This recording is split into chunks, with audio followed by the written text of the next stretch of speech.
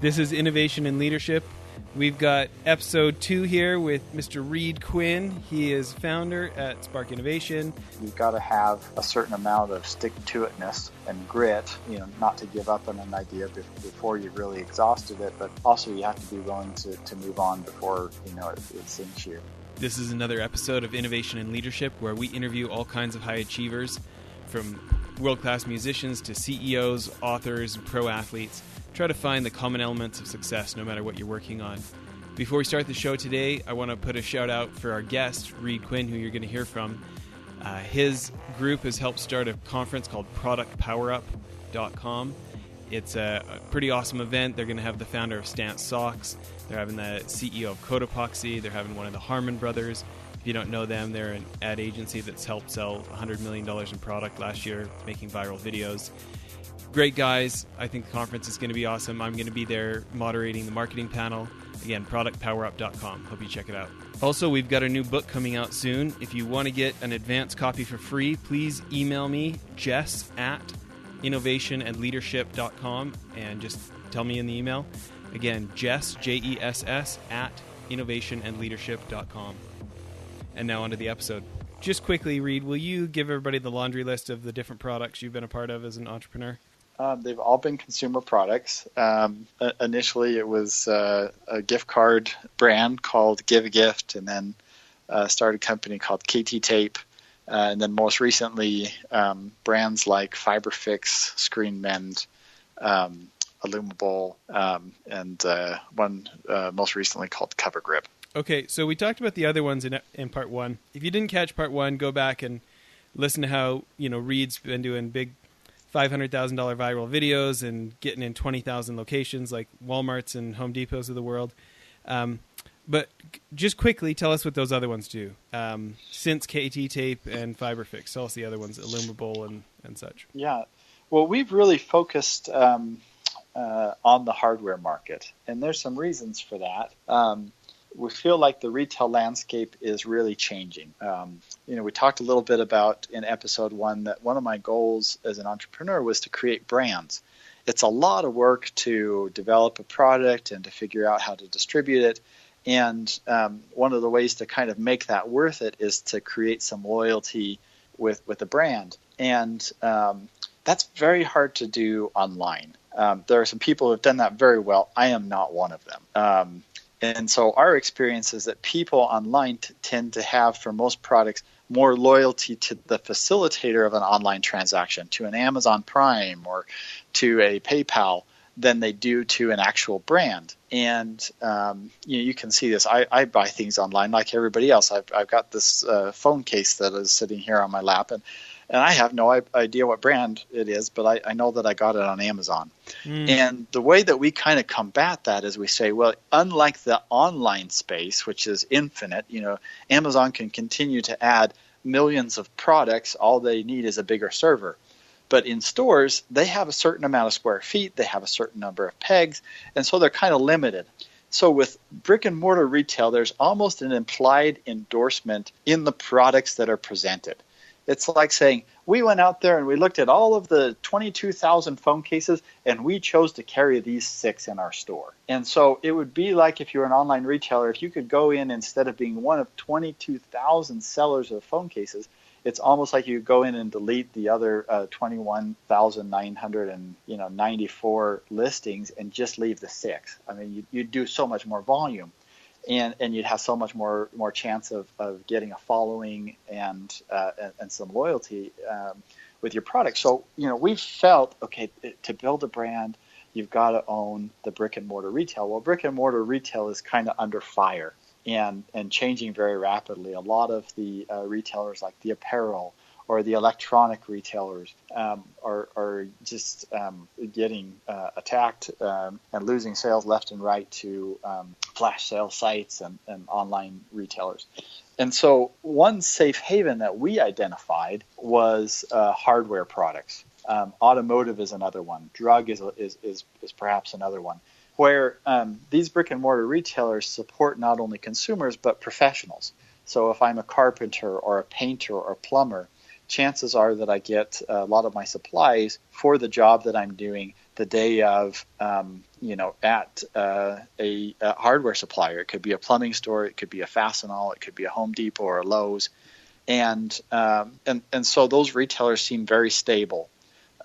Just the nature of the products that they sell give them a little bit more staying power. I don't see drones anytime soon going to be flying around with 2x4s, delivering lumber for your deck.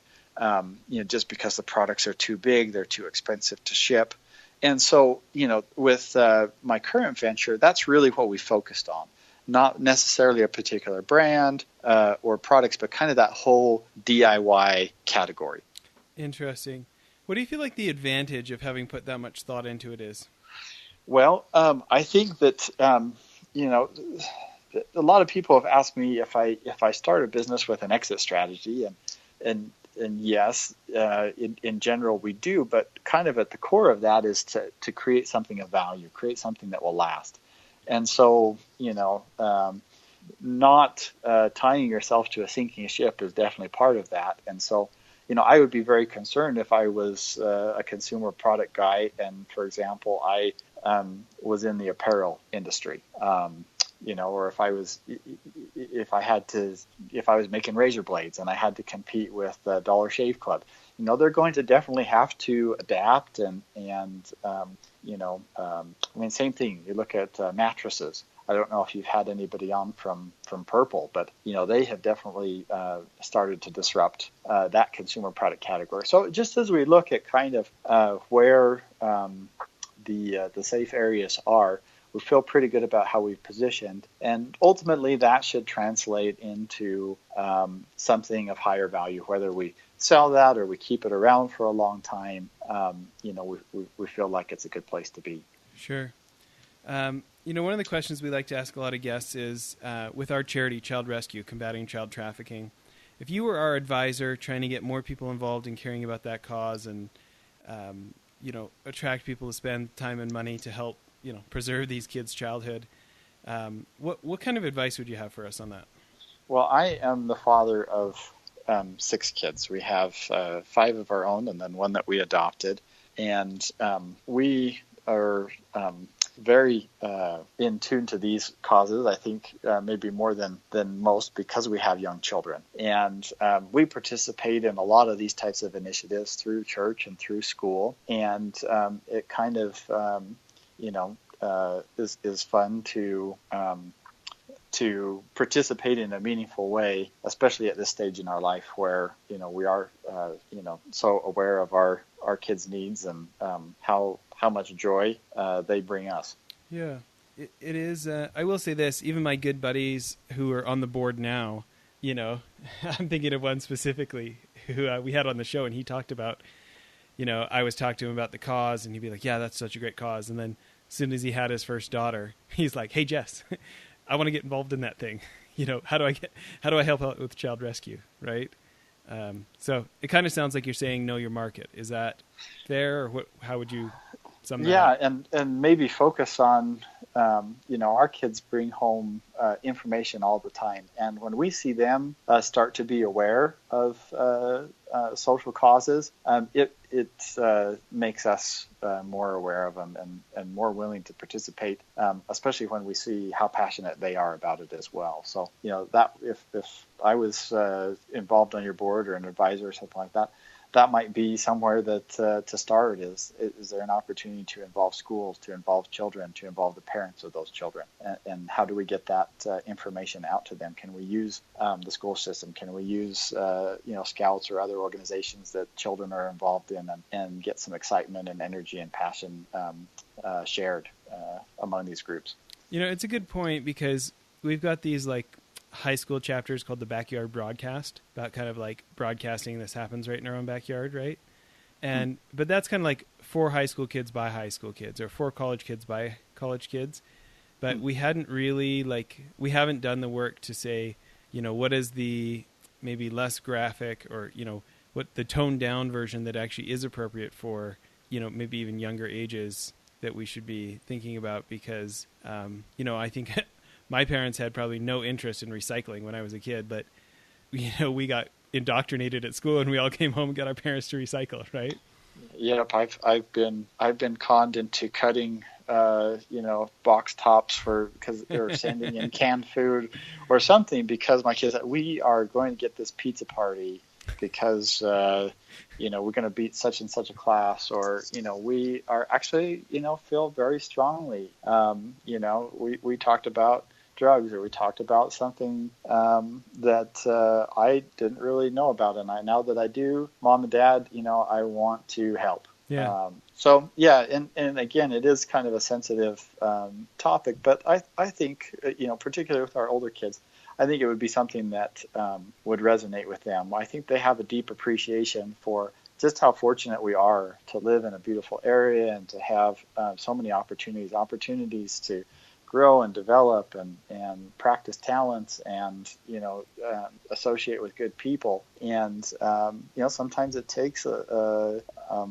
an understanding of the way things are other places to really motivate you from just appreciation to action. Yeah. Well, I appreciate that. Going back to the innovation and leadership theme of the show, we've talked about. Well, I want to bring something up. I feel like there's this myth out there about originality. That innovation is somehow about not being influenced, and it's this like myth of originality of like coming up with some idea out of nowhere, where I feel like what you've done of spotting and investigating and pursuing is really where innovation comes from, of this like small aha followed by another small aha, eventually coming across the tipping point of we're going to do this. What would be your reaction to that? Oh, I agree with that strongly.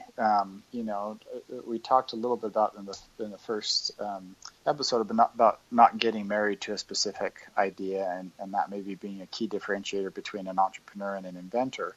And really, I think there's some of both, right? You've got to have a certain amount of stick-to-itness and grit, not to give up on an idea before you've really exhausted it, but also you have to be willing to move on before it sinks you. We at Spark kind of have found that execution is really an okay idea executed really well beats an excellent idea executed poorly. And so we've really kind of built our company around the principles that are needed to execute quickly and effectively in retail. And if you don't get that traction, because there is a certain amount of it that is outside of our control, to move on very quickly, to fail very quickly and move on to the next thing. And consequently, we might have 2 or 3 dozen products that you could find on shelves at major retailers right now, but that's out of hundreds. I mean, maybe between 200 and 300 products that we've gone through in the last 5 years. So our batting average is not high, but our overall success rate, we feel like we have something that we can really point to and say, that's not bad for 30 products on shelves in 5 years, in tens of thousands of locations, not too bad. So and how do you guys make that calculation so that you're not putting it all on red, so that you can survive being, you can do the experiment, but it's a survivable failure if it's a failure? Well, we don't do anything. We try and appear a lot bigger than we are, or a lot more committed than we are, maybe. So what will happen is, instead of doing a prototype, we'll just do a rendering when appropriate. Instead of actually pulling a mold, we'll just do enough work on the materials and the cost to know within 5% what our cost would be, so that we can actually, pitch the product. If a retailer is ready to have a meeting, maybe we do a prototype, but we don't pull the trigger on the mold and incur a lot of the cost until we have a yes. Oh, I'm really excited about this one. I want to put this in my Q1 program for next year. And then, okay, all right, now we got to scramble a little bit on the back end to actually make that happen. But I would rather have a purchase order for a product that doesn't exist than a product that exists that I don't have somebody that wants it yet. And so we tend to do a little bit more by the skin of our teeth. We tend to do a little bit that smoke and mirrors. We'll put up a website. We'll do a market survey. We'll do some artwork. We'll do some renderings. We'll do a quick video, where a product isn't quite fully developed. We don't know exactly if it would have one of these or two of these. But we have enough to get some really good feedback. Is the retailer, is the customer excited? Will they buy? Will they spend this amount of money or this amount of money? So we spend a little bit more work on that quickly, kind of quick and dirty, to get some confidence. And then once we get a really good read on it, then we jump in with both feet and make it happen. So, but we don't kind of do it in a vacuum, pull the mold, figure out what our cost is, because now we know exactly that we've produced it, and then start to go out and sell it. We actually sell the idea and then go make the product based on the feedback of the idea, or change it. I mean, that's happened quite often too, is they say, yeah, I like where you're going with this, but I would need it to be a little bit different, and this is why. And a lot of times those insights are particularly useful. So we'll go down that path, almost expecting things to change during the process. That's interesting. What about staff? It's great to have founders with this type of experience and vision, but what about systematically helping more folks on the team bring this level of thinking, this level of decision-making prowess to the decisions they're making on behalf of the company? Well, that's actually one of our core, values at Spark, is to, there's actually surprisingly few places that you can go for knowledge about retail sales. The companies that sell to the Walmarts and the Home Depots and Walgreens of the world tend to be very large companies where nobody knows what's going on, because they're all siloed. One person has one job, they just analyze stuff, and another person just has another job. And so there are very few small companies, and so where would you go to learn that? There's no classes in college, called Retail 101, where you could learn the vocabulary and the way that retailers. So, we tend to just find good people that are passionate about entrepreneurship and about products, and we kind of teach them from scratch. And so what would that look like, teaching them from scratch? Yeah, we don't care what they majored in. We have had people that have come from hard sciences like engineering. We've had people that have come from, communications or journalism. We've had people that have come from, it doesn't really matter what their background is, because we're going to start day one and say, all right, here's how we do things. We care a lot more about kind of what their ultimate career goals are, and do you want to manage products? Do you want to develop products? Do you want to be a brand manager? Is that a pretty formal process, or is that just something their manager knows is their responsibility, or what does that look like for you guys? No, that's right in the very first job interview, as we're looking for employees. Everybody here wears a lot of different hats. The things that a particular product needs early on are very different than those that it needs as it kind of matures. And so we're looking for a generalist with a lot of passion, a lot of accountability, a lot of attention to detail, that's smart and entrepreneurial and fit with our culture. And, it's pretty obvious whether they're a good fit. Once we bring them onto the team, after a year or two, they are even, they're invaluable, because now they have a couple of years of product experience under their belt. They've been to our manufacturing facilities, and they know what's required to bring a product to market. They have been to meetings with buyers, and they know how someone is what all the vocabulary is and what questions they're going to be asked and how to position things. They know a little bit about marketing. They know a little bit about collections and financing. They know, but that becomes invaluable, and we can ultimately turn over a new project to them and say, all right, everything that we know. This seems like a good, opportunity to come back in 2 weeks and tell us, what the response from the customers has been. So ultimately, we would love for Utah Valley to have a lot of consumer product companies because then that gives us a lot more options. We don't need that 18 to 24 month ramp up period, because that's our primary constraint. There are tons of opportunities out there, and really it's the people that can go chase them. And so the more that we train up those people, even if they leave us and go to start their own consumer product company, then they'll train people, and then we can steal them back. So we're happy when that happens too. What about the people side? I mean, there's the task-oriented, check the boxes, but, knowing how much, especially if you're dealing with buyers and emotions and people's feelings about things, feelings about a product, feelings about timing, right? What do you guys have a formal process in-house, or is that more done in the hiring for, getting people who are really dialed into other humans? There definitely is a people aspect of it. Usually that is, we feel like a lot of that can be learned. There are, certain brand managers that we have that we feel like really excel at this, and some that kind of struggle with it.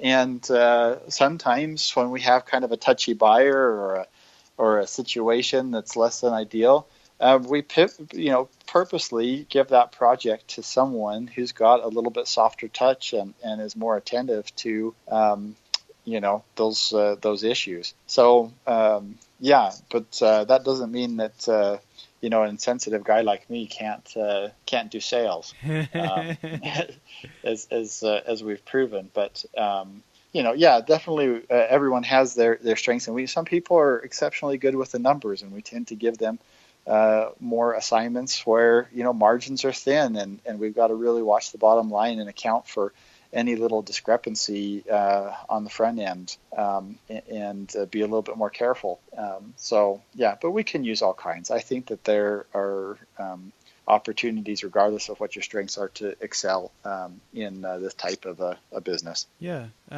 What about you as a leader? This whole idea of setting the example and leading from in front, and staff typically won't take higher level of personal responsibility than their leader. What kind of things do you do for yourself? Are you much of a book guy, or do you have any routines of things of, how do you work to spot your own blind spots as a leader? I find that the more I can solicit ideas, the more likely we are to find the most efficient solution. So I kind of lead from the back. My job is really to bring all the good people together, present the problem, and let them go to work. And I've talked to people at some very different companies, and about their culture and their leadership style and collaboration and things like that. And two really good examples are maybe like Apple and Google. Apple has a very secretive, culture. Like, you took that prototype to the lunchroom and you set it out on the table. I'm sorry, you're fired. We can't let anybody know what this next version of the phone is going to look like. And Google might be, hey, this is a whole company, meeting, and everybody's telling everybody about what they're working on. We tend to be a lot more like Google. We have regular company meetings. We pull everybody together, whether or not you're working on this product. You're probably interested to know what's going on and what we're thinking. And if you have any thoughts, we'd love to hear them. And so we tend to lead with a lot of collaboration. We go as far as, hey, we're struggling with a name for this new brand. Let's put a Google Doc and send it out to everybody. I don't care if you're packing boxes in the warehouse, or you're on our accounting team, or you're working on products, or you're in design. Everybody, please, tonight before 7 o'clock, put 12 names on this Google spreadsheet, and we're going to go through tomorrow and kind of, pick some of the better ones and vote on them and choose. The more we can kind of broaden the base of contributors, I think the better the results get. So, and sometimes that's not super practical with the nitty-gritty decisions, but definitely on a large scale, we err on including more people rather than excluding people from inputting. Yeah. It seems obvious, all the great opportunities with that level of collaboration. When you think about, and I know we're about out of time here, but when you think about folks that you look up to, or whether they're in your industry or not, of like folks who are doing it right, who do you aspire to be more like, or who do you think is getting some aspect of business or the product business right that you think is worth further investigation of their patterns? Oh, I think the list is very long for me. I think actually Utah Valley is a fabulous place to be working on products. I think we're starting to get a little bit of a reputation for tech. You see the Silicon Slopes and some really big tech companies that have come out of here as you drive along the Wasatch Front. But it's surprising to me how many really fabulous consumer product companies are also Utah-based, and some of the innovative things that are being done. I think Traeger is doing some exciting things. I think that what do they make? They make a grill. Like a wood smoking grill. Yeah, I met those guys. Purple is another one. You've got Pugs and Zag. You've got a lot in the cell phone accessory space. You have Owlet and Goal Zero. You have handstands that sold to Energizer just a while back. You have what's something about one of them that you're like, man, that's something I want to be more like? Well, I think that a lot of these Utah Valley entrepreneurs and product guys get it. They have positioned the product just different enough to add value over kind of the status quo. And they all succeed for different reasons. It could be their distribution model. It could be their marketing. It could be something that is traditionally sold in retail that they're going direct to consumer. It could be that they're adding a significant amount of value at the same price. It could be that they're adding a significant amount of value at a higher price. We look at something called like a product matrix, where you have a long access price and convenience and attributes of the product, and then you have down the other side distribution and capacity and innovation and other things that you compete on. And I can place almost every single one of those companies in one of those boxes, and I can say this is what they excel at. And for almost every single one of them, it's different. But you can do that with almost every good company. You can do that, and you can say, oh, Google excels at innovation and price. And Lego, they really understand their customer, better than anybody else, or Disney.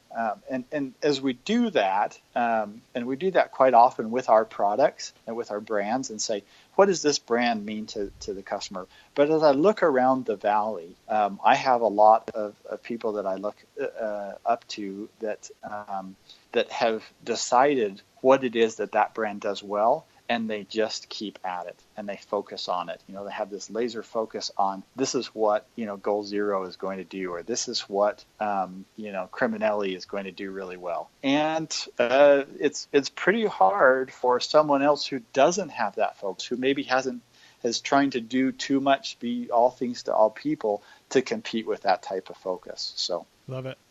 Well, let's end here with either maybe the best piece of advice you ever got, or the thing that you would want to tell people most, or how would you want to close here?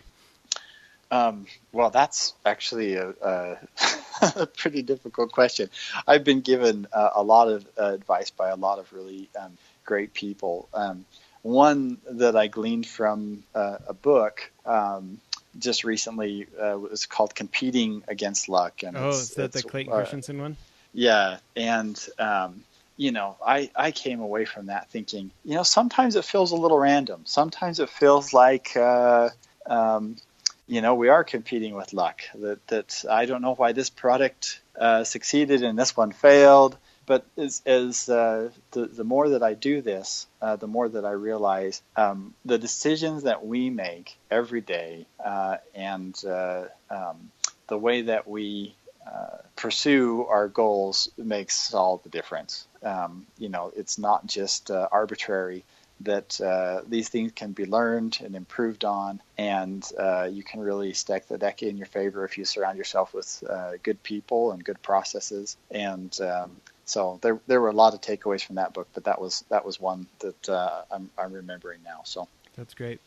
Well, listen, where's the best place for people to be checking out your products?